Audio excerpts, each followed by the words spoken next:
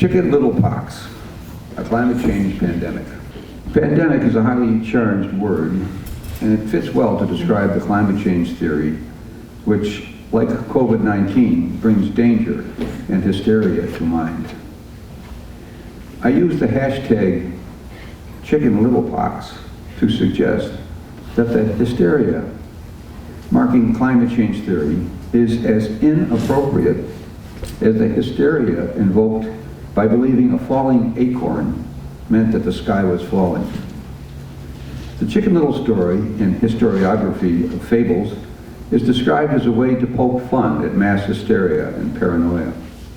Unfortunately, one had better not poke fun at climate change theory, lest one be labeled a denier, the red letter D. And I say to you tonight, should you be confronted in a discussion with someone and you do believe that climate change needs a thorough vetting, and they call you a denier, well, you tell them that they're suffering from Chicken Little Pox and that you have a truth serum to neutralize them and perhaps help them to learn what's really the truth about climate. There are two good reasons, however, one might want to step up to the plate and not just go along to go along. It's impossible to go into the media without, at some point during the day, someone says, because of climate change, the bumblebees are sleeping on their backs. You never know what's next. Here are two good reasons, though, real reasons, that you could say to someone, hold on a minute, did you know that? And the first thing I would say is there's a website called extinctionclock.org. Since 1977, when doom and gloom predictions began to be made by significant individuals in our society, this website has kept track of every one of them and continues to do so. If you go there, you will see that not one single doom and gloom prediction has come true. Now that would tell you something about the past. So far, nothing's happened. How about the future? Well, let me quote to you from the International Panel on Climate Change, a statement they made. And the statement goes like this: the climate system is a coupled, nonlinear, chaotic system, and therefore the long-term prediction of future climate states is not possible. Is not possible. Yet, they're telling us to do backflips and whirligigs because of what's coming. It is convenient for climate change theory apologists that the catastrophic condition that proves their forecasting always requires great patience, since it's always just over an ever-receding horizon, which today is supposedly the year 2100. I am sure that I am not the only one in this room that has noticed that the first family of climate change theory, the Obamas, have purchased two idyllic oceanfront compounds, one on Martha's Vineyard, and the other is in Hawaii, in Oahu. One might interpret that as an insider tip to scratch rising seas from the gloom and doom predictions. We're gathered here this evening to examine the wisdom of responding to the part of climate change theory that suggests that the theory that carbon dioxide emissions will cause a dangerous rise in mean global temperature requires the abandonment of conventional energy sources in favor of emission-free sources such as solar panels and wind turbines by inserting wind turbines in Lake Erie. Let me insert here a thought I had just this morning.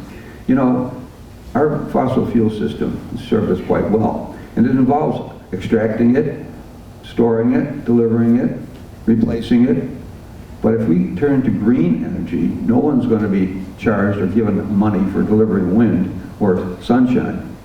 So the jobs that they try to indicate are going to be part of the green world, those are the jobs to construct the infrastructure, but not to serve it.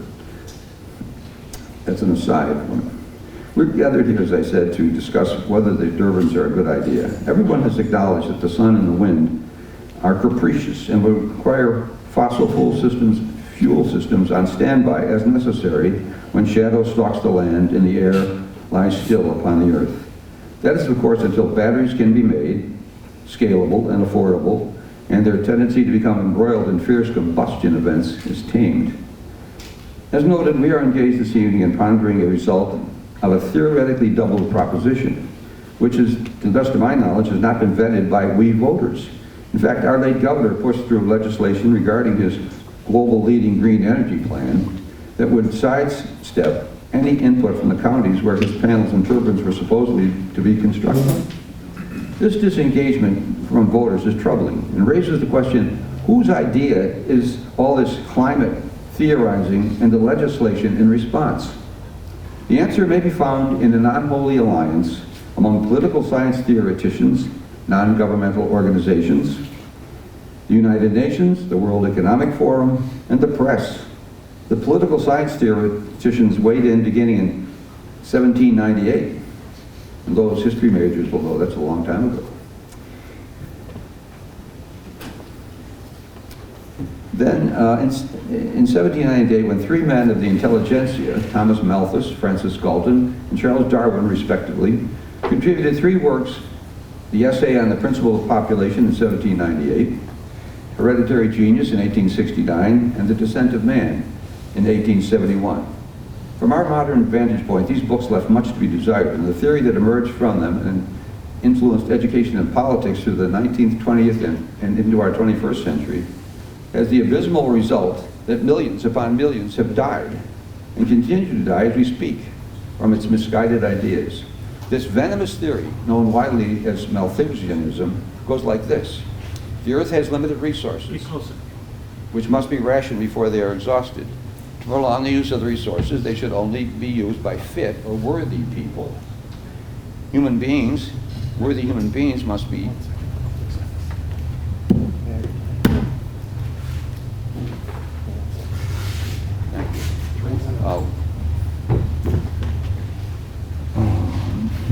Eugenics must be employed to improve the breeding stock, and the unfit should be managed in such a way as to die off with as little discomfort as possible.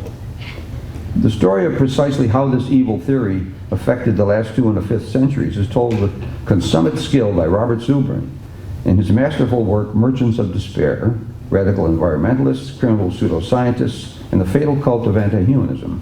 Permit me to read this excerpt from the preface.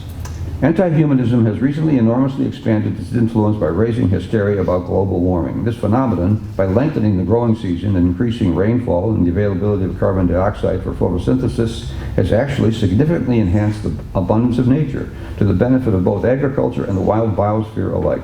Nevertheless, according to anti-humanism, punitive measures, especially harmful to the world's poor, are required to suppress mankind's activity and economic growth in order to deal with this putative threat. That anti-humanism should propose such global oppression as a response to an improvement in the Earth's climate should not be surprising, since, as this book will show in horrifying detail, similar vicious anti-human solutions to fictitious problems have been repeatedly advocated and implemented by anti-humanism followers for 2 centuries. That is, long before global warming was an issue at all.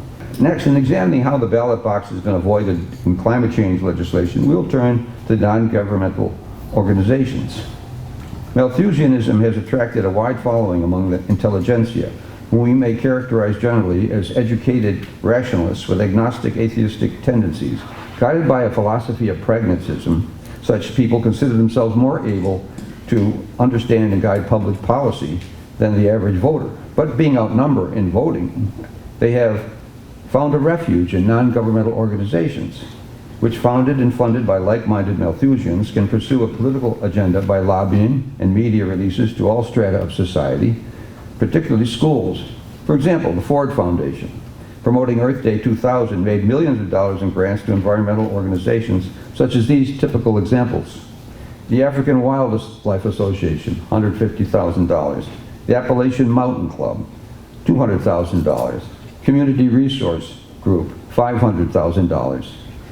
There are approximately 1.5 million NGOs operating in the United States. All right, all right.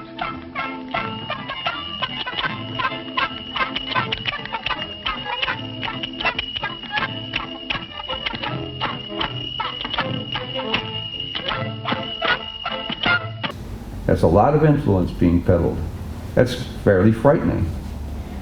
United Nations is the preeminent NGO, staffed by appointment and funded by $3.2 billion raised from member states, It acts in a quasi-nationalistic manner by issuing suggested policies to members as if they were laws. I let the dance.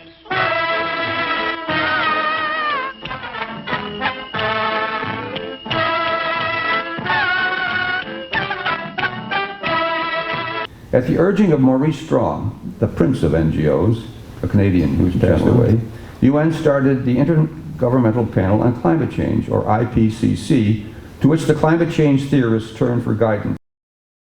However, science will be not part of whatever guidance they receive, as the IPCC's tripart structure consists of scientific paper reviewers charged with examining the literature for papers indicating human... That's the hook, remember, in vaudeville? They give it a hook. All right. Anyway, the point of the IPCC is they do no science, they check the literature, another group looks for problems, and the third group suggests solutions. The final word is in up to an appointed politician. Nobody's elected to go there.